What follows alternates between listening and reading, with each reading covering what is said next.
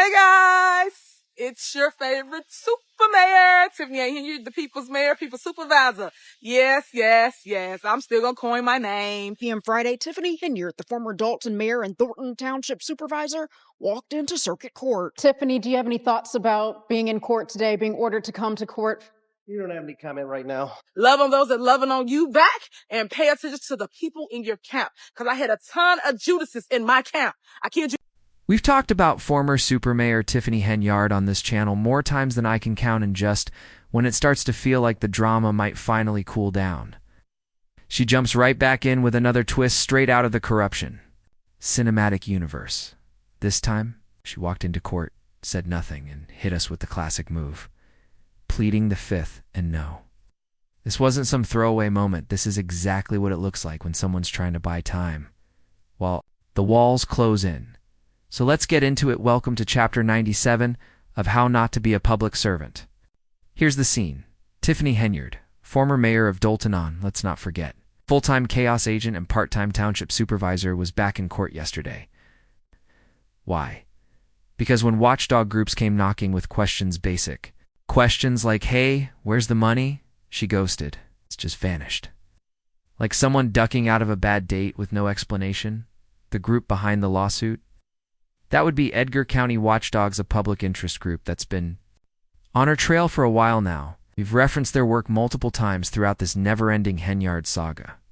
This time, they filed a lawsuit against the village of Dalton, accusing Tiffany Henyard's administration of flat-out ignoring their Freedom of Information Act requests. You know, the law that says the public has a right to know what their government is doing. Yeah, ignored. It's just like everything else that doesn't fit the narrative. FOIA requests are no joke, especially when you're dealing with government at any level, but especially local government. You're supposed to be able to request records and actually get them. That's the law. They can't just ignore it. But that's exactly what went down here. The watchdog group wasn't asking for anything outrageous, just the basics.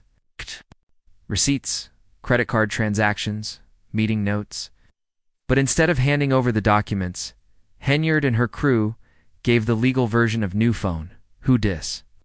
So the judge told Tiffany she had to show up in person, since she was already held in contempt for ignoring state transparency laws. And when she did show up, her attorney tried to spin it, saying she couldn't remember what the document was, claimed things were just too chaotic back then. Yeah, chaos she helped create.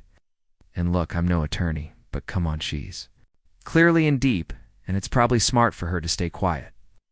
But if transparency was ever truly the goal, then why not just say, I don't have those files? Instead, she pled the fifth again now.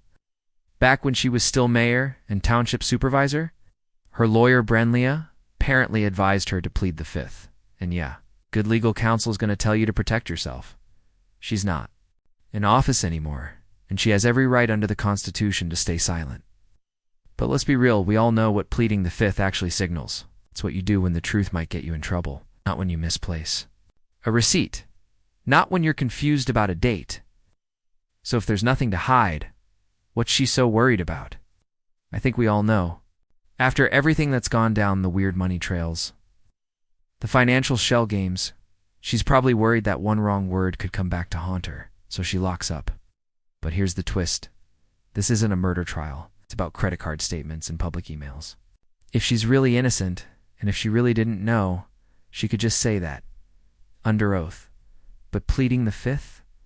That's like saying I'm not talking because what I say might sink me. And that opens up even more questions. In those files that she's trying so hard to avoid revealing, why all the dodging, the delays, the legal smokescreens if it's really just a misunderstanding? Unless it's not, maybe it's not confusion. Maybe she knows exactly what went down, and saying it out loud would tear the whole thing wide open. This isn't about avoiding embarrassment. It's about dodging consequences. Seriously, these are just credit card records. It's not like anyone asked her to explain Area 51, but the dysfunction, oh, it's there. Her administration felt like a mix of Parks and Rec and a Tarantino film.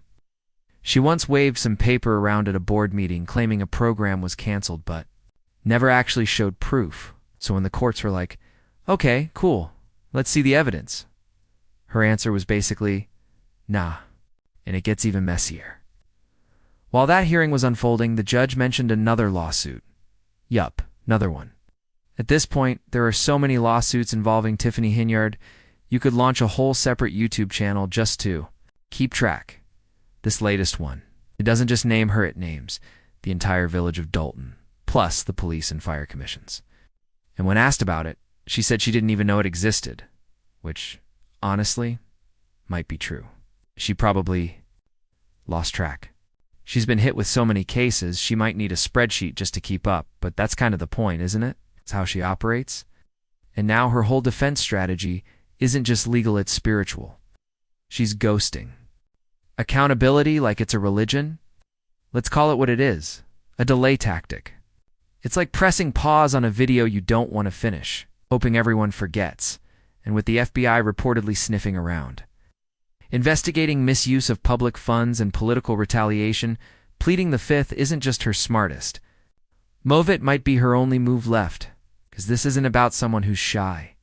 This is someone sitting on a teetering mountain of reckless decisions, hoping it doesn't all come crashing down. So what happened after court?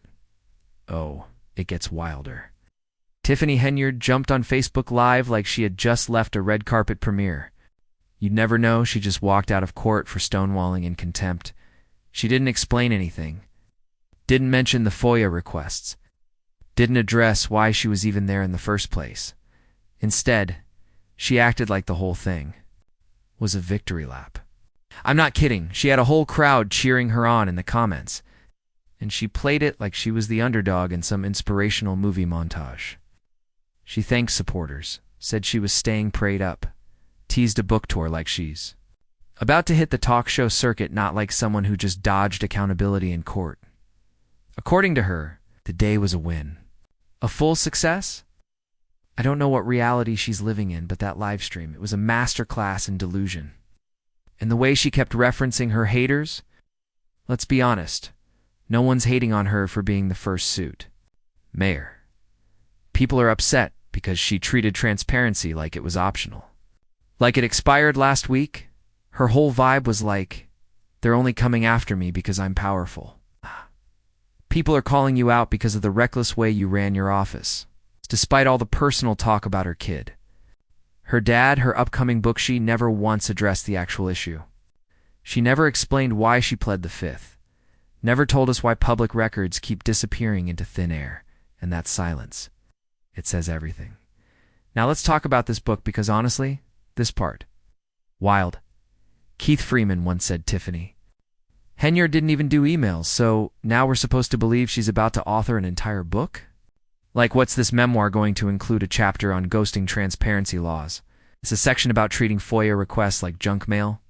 Because if you can't speak under oath in court, what are you really going to say in a book that ends? Up on Amazon, we're expected to believe that now suddenly she's ready to tell her story, but not to a judge, not to state investigators, and definitely not while facing perjury. Let's be real, this isn't transparency. This is PR. It's a carefully timed move to flip the narrative before the legal system. Comes back around for round two? Don't forget she already had the chance to tell her story when she ran for re-election. She swore she had the proof, receipts that cleared her name, that she was being falsely accused. But those receipts never surfaced. Not in her podcast. Not in interviews. Not even in her never-ending Facebook Lives. She had countless chances to clear her name and never once followed through. So why should we believe the book will be any different? Will it explain the disappearing records? The claims of retaliation? The insider contracts for her friends? Or is it just going to be another round of "they hated me because I was the first," with some Pinterest-style quotes slapped on every other page? Ah! You can't claim you're being silenced when you're live streaming your every move. You can't say you're about to spill it all in a book when you're pleading the fifth in court. One of those is a performance, and we all know which one it is. Let's be clear, this book isn't about the truth. It's about the narrative. It's a PR play meant to control the storyline while the court still has her on its radar. And Yaff. She actually does publish this thing. I'm going to read it. I know most people won't, but I will.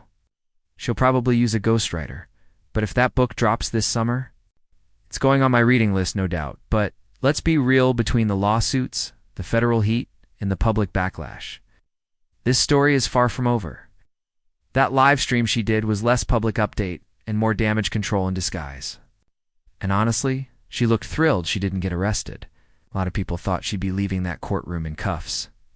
So that whole victory speech, that was the political version of shouting, "I'm good," while your career burns behind you. If Tiffany Henyard really had nothing to hide, she'd be going live with real receipts, not another string of filtered shoutouts. This isn't a spiritual battle, it's legal consequences. And no matter how many affirmations or makeup filters she throws over it, the subpoenas are still rolling in. The judge gave her permission to submit an affidavit saying basically, "I don't have this stuff," which is the legal equivalent of a shrug, and for now, the judge let her slide. But the people of Dalton already made their call. They voted her out. That's the only piece they had control over. The rest, that's in the court's hands now. The clock is ticking. Let's not forget the whispers, the Vina contracts, it's the sweetheart deals, it's the public funds that might not have been spent the way they were supposed to. Some of that is already under quiet investigation.